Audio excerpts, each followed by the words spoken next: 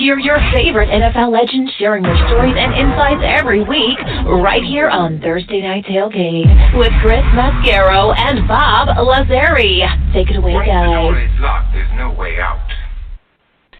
And now back with us and making his sixth appearance here on Thursday Night Tailgate is one of our favorite guests, and that is former Pro Bowl quarterback Drew Bledsoe. Let me remind you about just a few of Drew's many great accomplishments.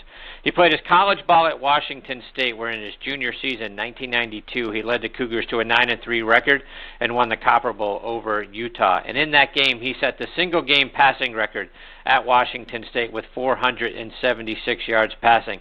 That year, he also set the single-season mark for pass completions at 241 and passing yards for just under 4,000 yards. He was named the Pac-10 at the time's Offensive Player of the Year.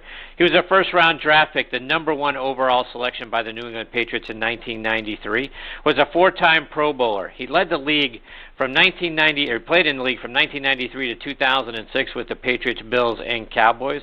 And we've said for years that Drew belongs up in Canton in the Pro Football Hall of Fame because he had a Hall of Fame career, quite frankly. He currently ranks 14th all-time in passing yards, 12th in pass completions, 9th in pass attempts, and 21st in TD passes. On the painful side, Drew was sacked 467 times. God bless him. That's sixth most all-time. In 2001, he was inducted into the Washington State Athletics Hall of Fame. 2011, he was inducted into the Patriots Hall of Fame. 2012, he was inducted into the State of Washington Sports Hall of Fame. And, hello, Canton, are you listening here? And after his retirement from the NFL, Drew started his own wine business, Doubleback. We talk about wine tonight, Doubleback Winery, which you can check out online at doubleback.com. And we're excited that he is back with us again tonight here on Thursday Night Tailgate. Hey, Drew, Chris, and Bob, thanks for coming back on the show. Hi, Drew. Hey, it's great to be back on with you guys. You know, it's funny, man, the numbers is just kind of interesting looking at that. So here's how the NFL has changed. Well, first of all, I'll go back to college. I think my all-time Wazoo yardage record, I think Luke Falk might average that many yards per game now. I mean, it's just slinging it all over the place. And then in the NFL, so when I retired, 10 years ago, I was number 6 all-time in yards. And now I'm number 14. So it's like, that's just it's such an indication that the game has changed, and I think for the better. I should come out of retirement and go throw it some more, but I think for the better. It's a more exciting game to watch when that ball is in the air. The old 4 yards in a cloud of dust offense. Nobody wants to watch that. It's boring, man. Let's throw the ball, and they're doing it, and they've changed the rules to allow guys to do it, and it's a lot more fun to watch. And Drew, to some of the points you made, right? First of all, Luke Falk, now he's the all-time passing leader in Cougars history. He's 5th in the nation this year in passing yards, 6th in touchdown passes. Give us your assessment. What do you think about this kid? I really, really like Luke Falk. I think he's got the head and the brains and the leadership and the arm and the size and all that stuff to be successful at the next level. And I really hope that he lands in a good situation in the NFL. But the guy's gone on to not only set the Washington State records, but now he holds all the Pac-12 records too. Total offense, passing, touchdowns, you name it. He's at the top of the list in the Pac-12 now all time, and just a great person as well. So I'm really, really excited about his future, and I hope he lands in a good situation. So let's talk about, more broadly about your alma mater, Washington State. 9-2 so far this year, ranked 14th in the college football playoff rankings. The only game they've got left on their schedule is against Washington later this month on the 25th. And since they beat Stanford a couple of weeks ago, the winner of that game, the Washington State-Washington game, is going to win the Pac-12 North Division and likely play USC for the Pac-12 championship. How do you feel about their chances to win both of those games? Well, the Huskies, those rivalry games. I mean, you guys know rivalry games. You throw the records out the window, and you throw the rankings out the window, and you go play. Anything can happen. And but I think the Cougs have their best team that they've had in a long, long time. And if there's any team that they've had that could take on, that high-powered Huskies team, I think this is the one. If they're fortunate enough to win that game. And then they got to go face SC again, and USC. We were really fortunate to beat them earlier this year. Luke Falk played out of his mind, played a great game, We had them up in Pullman, though, which is it's a really significant home field advantage. So that goes away. So we'll have our hands full, man. But I think we've got, the thing that people don't realize about what's going on with the Cougs from afar, if you're not out here and if you're not watching them, you think it's all about the air raid offense and Luke Falk's numbers and offense and all of that. But the Cougs are playing some great defense too, and that's really has been the difference. They've been able to shut down some teams that have scored a lot of points against other squads. Bob, questions for Drew? Great to speak with you again, Drew. And I'm looking at some of your stats from the old New England days, and what blows my mind, Drew, is 94 through 96. You led the league in pass attempts all 3 years, almost 700 attempts in that 94 season with 400 completions. That's just an amazing amount.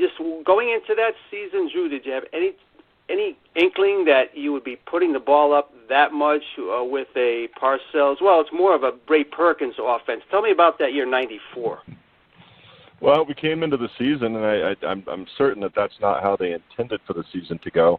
But we got into some games that we were playing from behind, and we weren't running the ball very effectively, and so they just decided, you know what, we're just going to keep slinging it and let the young kid go. I mean, I was all at 22 at that time, and they just kind of turned me loose. And it's a little bit of a high wire act when you got a 22-year-old quarterback and let him throw it that many times. You know that you can throw some interceptions. And I did throw a few, but ultimately we won our last 7 games that year and snuck into the playoffs. And then the following year, all the guys that had caught all those balls were gone through free agency or just released. And then so we had a little step back. But then in '96, the Patriots drafted Terry Glenn out of Ohio State. So we had another weapon that could really go get it, and lo and behold, we wound up in the Super Bowl that year against the Packers. So it was a good run. It's interesting. The Patriots, obviously have gone on to be, pretty much anybody's analysis, the most dominant franchise in professional sports over the past, 15, 16, 18 years, however long it's been. But some of us that were there, in the early to mid '90s or mid to late '90s. That's when it really changed. The Patriots have been a doormat for a long time, and some of those teams that I was so fortunate to be a part of, that's really when things started to change and the Patriots became relevant. So we all know that we felt like we left it better than we found it, and then from there they've gone on to just such great heights, and it's fun to watch that happen and to know that we had something to do with the change. And, Drew, how about that 2002 year? You're up in Buffalo now, the hated rivals of New England, playing on the other side like that. Obviously, still in the cold weather climates, just brutal playing up in Buffalo, as you know now. But tell us about that experience in the 3 years you spent there. It's so interesting. From afar, and I was a victim of this. And I think if you watch, any of the stories, on Jim Kelly. He was the same way. From afar, you think Buffalo, oh man, the weather's awful, the town's, dying, or the city's dying and all that. Who wants to go to Buffalo? But man, we had a great experience there. I mean, the fans are just so loyal. They're diehard fans that support the Bills, in incredible ways. I tell people that it was like playing pro ball in a college town. You're there, they support you, they're all about it. But then they also leave you alone when you sit down for dinner. They don't come over and bug you and all that stuff. So it was a neat experience. I really wish we'd gone on to have the kind of success that I expected us to have, but didn't work out. That first year, man, we were on a roll, and then we got some injuries in our offensive line, and all of a sudden it wasn't as good. But that's the 3 franchises that I played for, the Patriots, the Bills, and the Cowboys. The Patriots have gone on to huge success, so they don't need me cheering real hard for them. I love them. I love Mr. Kraft, love Tom Brady, love that whole region, that whole organization. But if the Bills go on at some point to win a Super Bowl, man, I'll go find a jersey. I'll be banging my chest. I'll be so happy just because those fans up there really deserve one.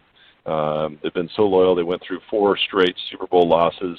Still support the heck out of their team, and I'll be really, really excited if the Buffalo Bills finally win a Super Bowl one of these days. And just to expand on the Bills, Drew, they've decided to bench their starting quarterback Tyrod Taylor in favor of rookie Nathan Peterman, out of Pitt. It just seems like a curious time to bench your starting quarterback. They're 5-4 still. Your thoughts on them sitting Tyrod down and going with the young guy? I haven't watched it enough to really have much of an analysis as to why that's going on. But I know that when it's good. It can go one of two ways. You make that call middle of the season, and it seems like Tyrod's a pretty popular player with the organization up there, and if they feel like it's if the player at the locker room feels like it's the wrong move, you can lose the whole locker room, and then things spiral out of control. But if it goes the other way and they really want to rally around a young kid, then it can be really positive. But it seems to be a curious time for them to make that change. But obviously they're looking at something and thinking, looks to them like the other guy can play better. I mean, it's a pretty black and white thing in the league. It's all about wins and losses, and they must feel like the other guy gives them a better chance to win right now. And Drew, with one of your other teams, your time in Dallas, Ezekiel Elliott, still has 5 more weeks to be out based on his suspension. But when you look at the loss of him last week, boy, the offense really struggled. How much does losing, a star running back like Ezekiel Elliott, how much does that impact the flow of the overall offense? Well, it was two things, and I think the other one might even be bigger. They lost their left tackle, Tyron Smith. Who's just a dominant football player. And the thing that people don't realize, these left tackles in the NFL, they make a ton of money, and they make a ton of money because they're worth it, and there aren't very many of them that can really play at that level. And nobody's left tackle, regardless of how hard he tries, nobody's left tackle is going to be great. And so you lose your maybe one of the best offensive linemen in the league. And then you also lose your tailback. Things change really, really quickly and really dramatically. You get all of a sudden you don't have that running back that can make some yards after contact and do some of the special things that he does. And then on top of that, now you got to help your left tackle. You'll have one less guy out in the pass route. You have less time to throw the ball, and things change really, really quickly. So it's the combination of those two things that are. It's kind of I love Dak Prescott. I think he's going to be a player for a long time. But he had some real privileges last year as a rookie. Had a great running game and a spectacular offensive line, so they could run the ball. Play action game worked well. He had some time to throw. Now all of a sudden got a lot less time to throw, and one less guy out in the pass route. Play action game's not as strong. So it's kind of this is his welcome to the NFL now, and I think it has as much to do with the loss of their big left tackle as it does with the loss of the running back. Drew, before we let you go, update us. How are things going at Doubleback Winery? It looks like you guys were spared from the wildfires this summer. Yeah, we were, although it was really smoky. We're up here north. None of the fires got real close to it, but it was pretty smoky all around. But so far, no effects of that. We did raise some money for our friends down in California. That there's some of the neighborhoods down there. It's one of the very few times that I can recall where the media has actually underreported what's gone on. The devastation down there in Northern California is just astounding. Just entire neighborhoods were just wiped to the ground. So we did raise some money for them and send some money down that way, which we were happy to be able to do. But yeah, the winery is really going well. We're building a new facility that'll be done before the end of the year. We launched some new brands this last year, and right now the only unfortunate part for me, I go to market and sell some wine and go to wine dinners, and right now we just don't have very much to sell. Pretty much everything is sold out, which is a super high class problem to have, but we just got to make more wine. Thus the new facility. We bought some more vineyard ground, and the business is growing, and we're able to. Right now, we're able to grow it and intend to continue to grow the business while maintaining quality as our number one overall objective. So far so good. It's been a good ride. It's pretty cool to hear. I was on early and listened to Eddie Kennison. I didn't know anything. I didn't know about his wine business. I'm gonna have to sign up and become a member of his wine club, which is pretty cool. And then who knows? Maybe one of these weeks his wine club will send some Doubleback around to their clientele. It'd be pretty fun. Yes, it would, and I'm sure Eddie would love that. So we'll try to get the two of you guys together. Drew, before we let you go, let our listeners know if they want to find out more information about Doubleback and stay up to date with all the great things that you're doing, both yourself and with the winery. How can they catch up with you? Yeah, real simple. It's doubleback.com, and for your listeners out there, the Doubleback name that has nothing to do with football. The story of our winery. I grew up in Walla Walla, Washington, which is where the winery is, and so the Doubleback name comes from a small town kid who got to go off and have some success playing football, and then I doubled back and came back home to start a wine business. So that's where that name comes from. So you can go to doubleback.com, and then we have a sister winery called Bledsoe Family Winery also. So those two websites are real easy to find. And if you can't remember that, you just go Drew Bledsoe Wine, and the Google team seems to be able to track me down pretty easily. I'm sure it does. Drew, thank you so much for taking time out of your night to come back on the show. Always a privilege for Bob and I to get to spend some time with you. We hope you'll come back and share more of your stories and insights with us. Give us an update with how things are going at Doubleback, and in between now and then, all the best to you and your family, Drew. Continue. Good luck. Right on. Thanks so much, guys. Always a pleasure to talk to you. Thanks. All right, take care, Drew. All right, we'll see. That's the great Drew Bledsoe, and Bob, to his point, in the way we kicked off our time with him, going back and looking at his all-time numbers, and I get that, he is, because the game has changed so much, guys are throwing for so many passing yards, it's getting crazy that he's fallen down the list a little bit.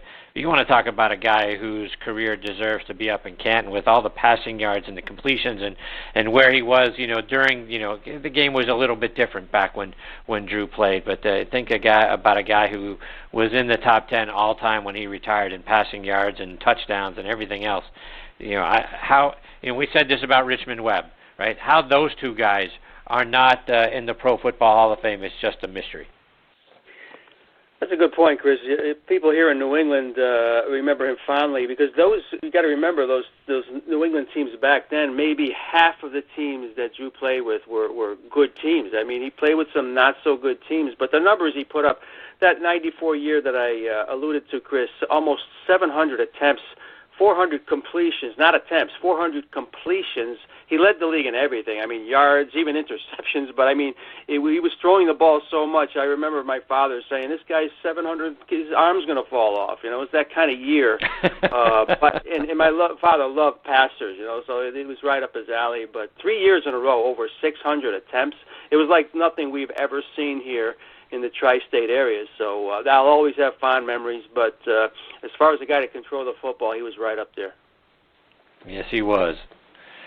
All right, when Bob and I come back, we'll be turning on the Thursday Night Tailgate Spotlight on the Positive, hear which players are doing great things in their communities, and then we'll wrap up the show. We'll do that, all of that on the other side of these words from our good friends at the Salt Creek Golf Retreat and the Louisville Slugger Museum and Factory.